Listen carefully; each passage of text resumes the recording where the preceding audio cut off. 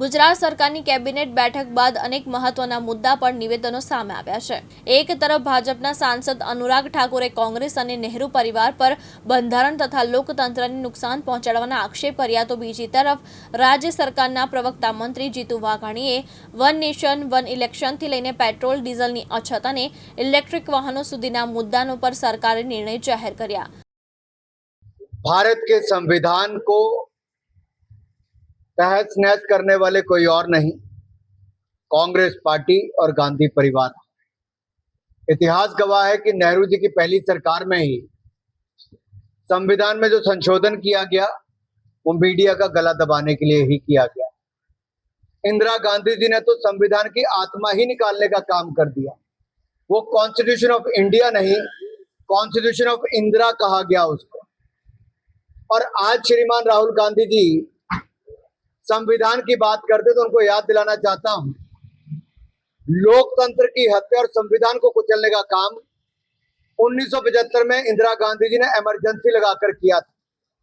और जो लाल किताब वो हाथ में लेकर घूमते हैं, जिसको संविधान वो कहते हैं, उसके प्रीफेस और फॉरवर्ड यानी कि उसकी प्रस्तावना में कहा गया है कि अगर भारत को और भारत के लोकतंत्र को किसी ने बचाया और भारतीयों को बचाया तो बाबा साहब अंबेडकर के संविधान ने बचाया। लेकिन उन्हीं बाबा साहब अंबेडकर को कुचलने का काम भी कांग्रेस पार्टी ने किया था, सत्ता से बाहर करने का, चुनाव हरवाने का, बेइज्जत करने का और हर तरह से अपमानित करने का। और ये इस परिवार और पार्टी की पुरानी आदत रही है कि आरएसएस को गाली निकाल दो, अब शब्द बोल दो। इतिहास गवाह है कि राष्ट्र निर्माण में, राष्ट्र की सेवा में राष्ट्रीय स्वयंसेवक संघ के जो सदस्य हैं, स्वयंसेवक हैं, उन्होंने अपना पूरा जीवन समर्पित कर दिया देश के लिए। वो अपना बहुत अच्छा करियर बना सकते थे, लेकिन देश के लिए समर्पण भाव उनका देखना चाहिए। 62 का युद्ध हो, इमरजेंसी का समय हो, कहीं पर आपदा हो, आरएसएस के स्वयंसेवक सबसे पहले बढ़कर आगे आते हैं। लेकिन राहुल गांधी जी विदेश में पाए जाते हैं। क्या यही काम रह गया है? पश्चिम बंगाल में चुनाव की हार, असम में चुनाव की हार, पुडुचेरी में चुनाव की हार, और उसके बाद बिगड़े बोल राहुल गांधी जी के बताते हैं कि आत्मचिंतन मंथन करने की बजाय आपको शब्द बोलने पर कांग्रेस पार्टी आ जाए तो कांग्रेस का दिवालियापन और कांग्रेस के नेतृत्व का दिवालियापन दिखता है। कभी ईवीएम पे ठीकरा, कभी इलेक्शन कमीशन पे ठीकरा, कभी जनता पे ठीकरा फोड़ना। अब देश के प्रधानमंत्री को अपशब्द बोलना, आरएसएस को अपशब्द बोलना, ये मोदी जी की लोकप्रियता से घबराते भी हैं, चिढ़ते भी हैं, और इतने हलकों का उपयोग ये उनकी अपब्रिंगिंग, परवरिश पर भी प्रश्न चिन्ह खड़ा करता है। जेपी के संयुक्त संसदीय समिति माननीय बीपी चौधरी अध्यक्षस्थाने આવી છે। ઓલ પાર્ટીના સિનિયર પ્રતિનિધિઓ, ચાહે રાજ્યસભા हो, લોકસભા हो, माननीय अनुराग ठाकुर जी, माननीय पुरुषोत्तमभाई रूपाला जी, मुकुल वासनिक जी, વિલ્સન जी, બધા જ લોકો સભ્યશ્રીઓએ ગુજરાતની જેપીસીમાં 3 દિવસ માટે આવ્યા છે। રાજકીય પક્ષો, વિવિધ સંસ્થાઓ, જનતા, અધિકારીશ્રીઓ અલગ અલગ એમને જે નક્કી કરેલી યોજના મુજબ બધા સાથે વિચાર વિમર્શ કરે છે। પ્રશ્નોત્તરી થઈ છે। આજે માનનીય મુખ્યમંત્રી શ્રી ભૂપેન્દ્રભાઈ, નાયબ મુખ્યમંત્રી હર્ષભાઈ, અધ્યક્ષ શ્રી શંકરભાઈ, ઉપાધ્યક્ષ શ્રી અને સરકારના મિનિસ્ટર એટલે કે પ્રતિનિધિ મંડળ એમની સાથે પણ વિચાર વિમર્શને ચર્ચાઓ કરી છે। રાજ્ય સરકારે માનનીય ભૂપેન્દ્રભાઈના નેતૃત્વની ચાલતી સરકારે પણ પક્ષ રાખ્યો છે। આપણે સૌ જાણીએ છીએ કે વન નેશન વન ઇલેક્શન કે હવે માત્ર લોકસભામાં કાયદો પસાર કરીને નિર્ણય કરવા માટેનો માત્ર નથી, जनता जनार्दन की पण डिमांड અને માંગ એ આપણને સૌને દેખાઈ રહી છે. આપ પણ એના સાક્ષી છો.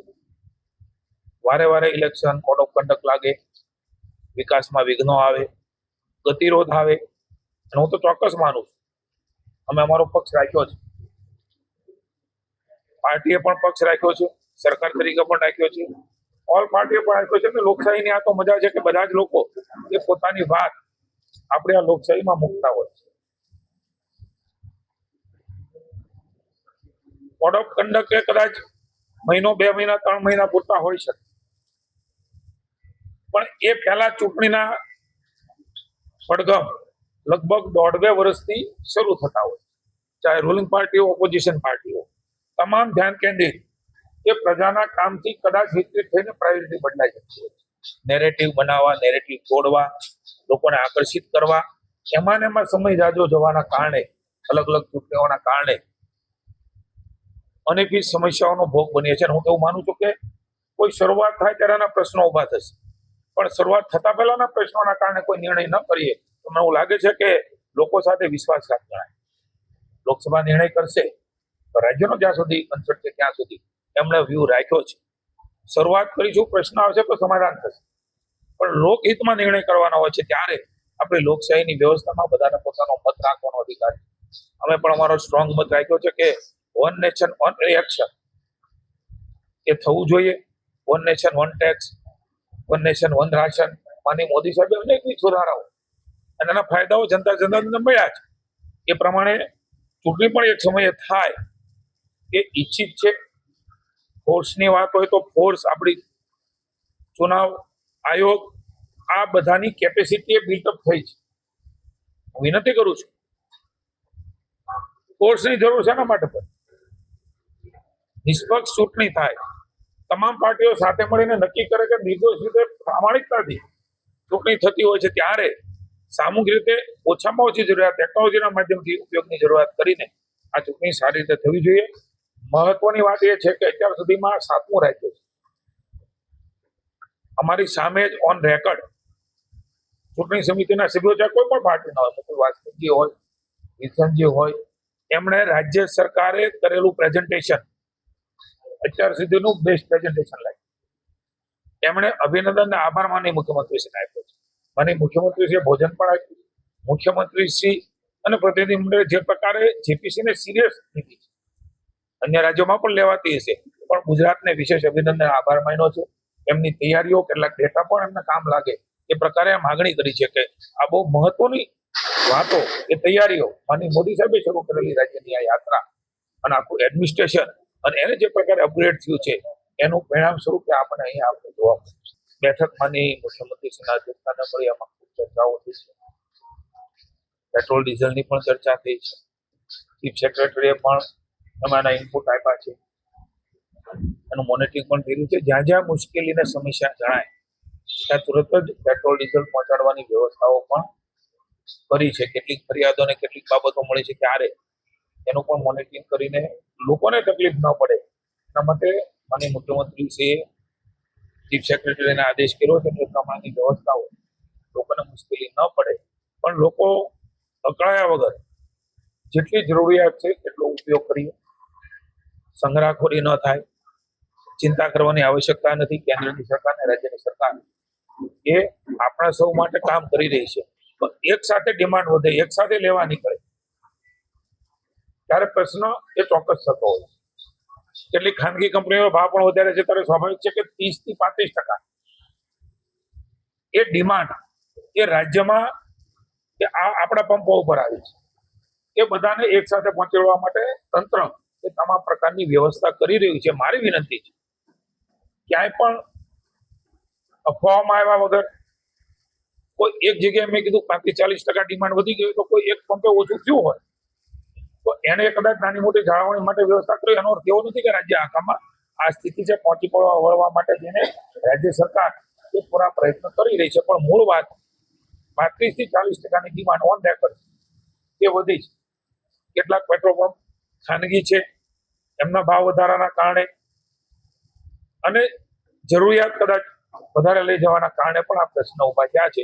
ક્યાંય પણ ગભરાટ વગર મારી વિનંતી છે કે આ સ્થિતિમાંથી સાથે મળીને બહાર નીકળવાનું સહયોગ કરીને બહાર નીકળવાનું છે અને સૌ સાથે મળી છે તો બધી ચેલેન્જીસને આપણે પૂરી કરી શકીશું. આજની કેબિનેટ બેઠકની અંદર એ લીધા છે અને ઉર્જા મંત્રી ઋષિભાઈ આપણે એક મહત્વની ગઈકાલે પ્રેસ મિટ આપી, પણ પુનઃ એકવાર આપના માધ્યમથી એક બહુ મહત્વનો નિર્ણય, 1.5 મહિનાની અંદર જ કાર્યરત એકમોની સંખ્યા જે 83 હતી એનાથી વધીને 670 મોરબી સિરામિક જે ઉદ્યોગો હતા એમને નવો પ્રાણ આપવાનું કામ એ ડીપીએનજી કનેક્શન આપીને 13,000 પુનઃ જોડાણ કરીને 40,000 રહેણાંક હેતુ માટે થઈને ખૂબ મહત્વનો નિર્ણય લીધો છે. એનાથી આખા ઉદ્યોગ સિરામિકને ખૂબ મોટો ફાયદો થવાનો છે, પણ વિશેષ માહિતી એમણે વિધાનસભામાં આપી છે. મિત્રો, આપણે સૌ જાણીએ છીએ કે પંચાયત વિભાગે બહુ મહત્વના નિર્ણયો અને કેટલાક ફેરફારો એ યોજનાઓમાં કર્યા છે. અવકાશ બારોટ, દિવ્યાંગ ન્યૂઝ, ગાંધીનગર.